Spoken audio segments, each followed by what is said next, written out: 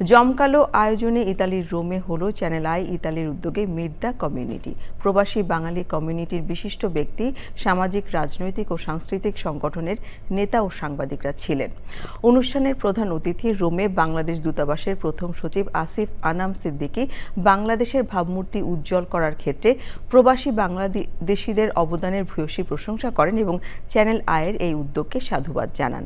Channel আইয়ের ইতালির প্রতিনিধি আনোয়ার হোসেন বস্তুনিষ্ঠ সংবাদ পরিবেশন এবং প্রবাসীদের সুখ দুঃখ ও সাফল্যের গল্প বিশ্বমঞ্চে তুলে ধরার প্রতিশ্রুতি ব্যক্ত করেন।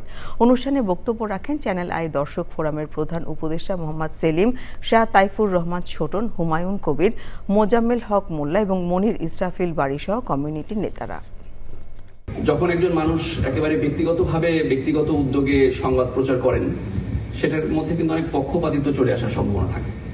তো প্রতিষ্ঠান হলে সুবিধা হয় কি, প্রতিষ্ঠান হলে প্রতিষ্ঠান এটাকে একটা জবাবদিহিতার বিষয় থাকে। সেই কারণে প্রতিষ্ঠানটাকে আমি প্রায়োরিটি দিতে চাই।